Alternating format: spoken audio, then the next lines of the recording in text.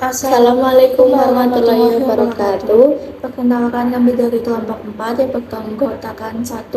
Laras Restu Prasiwi dengan nomor NIM P1337424122013. 2. Irma Kolbiatur Maskura dengan NIM P1337724122014. 3. Marisa Naila Tunisa dengan NIM P1337424122031.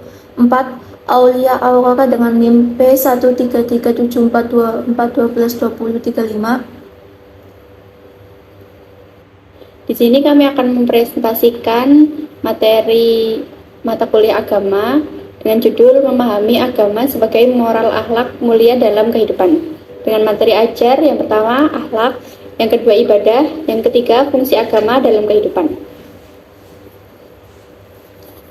Pengertian akhlak dalam Islam. Akhlak berasal dari bahasa Arab dari kata khuluq yang berarti tingkah laku, tabiat atau peragai. Secara istilah, akhlak yaitu sifat yang dimiliki seseorang yang telah melekat yang biasanya akan tercermin dari perilaku tersebut.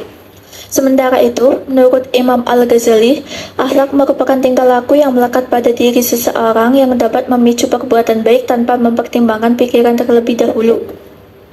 Macam-macam akhlak. 1. Akhlak terpuji atau akhlakul mahmudah.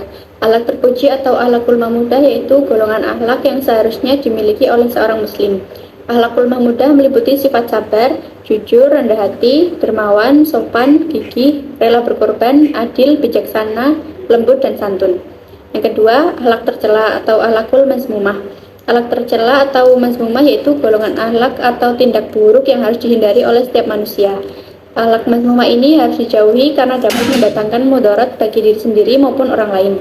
Contoh akhlakul mazmumah yaitu sifat sombong, iri, dengki, tamak, hasad, takabur, ghibah, dan lain sebagainya. Pengertian ibadah. Secara etimologi, pengertian ibadah adalah merendahkan diri atau tunduk.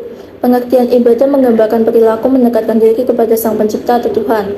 Dalam Kamus Besar Bahasa Indonesia atau KBBI, pengertian ibadah adalah perbuatan untuk menyatakan bakti kepada Allah Subhanahu wa Ta'ala yang didasari ketaatan, mengerjakan perintahnya, dan menjauhi larangannya. Macam-macam ibadah berdasarkan bentuk dan sifatnya.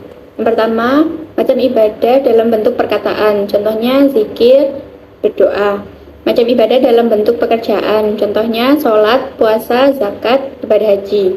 Macam ibadah dalam bentuk perbuatan, contohnya membantu atau menolong orang lain. Macam ibadah yang tata cara dan pelaksanaannya berbentuk menahan diri, contoh puasa dan iktikaf. Macam ibadah yang berbentuk menggugurkan hak, contoh memaafkan kesalahan orang lain.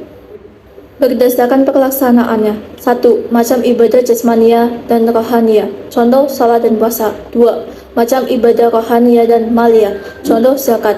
3. Macam ibadah jasmania, rohania, dan malia, contoh ibadah haji. Fungsi agama bagi kehidupan manusia. Yang pertama sebagai sarana pendidikan, yang kedua sebagai sarana untuk keselamatan, yang ketiga sebagai jembatan perdamaian dunia, dan yang keempat sebagai alat untuk sosial. Sekian dari kelompok kami. Terima kasih. Wassalamualaikum warahmatullahi wabarakatuh.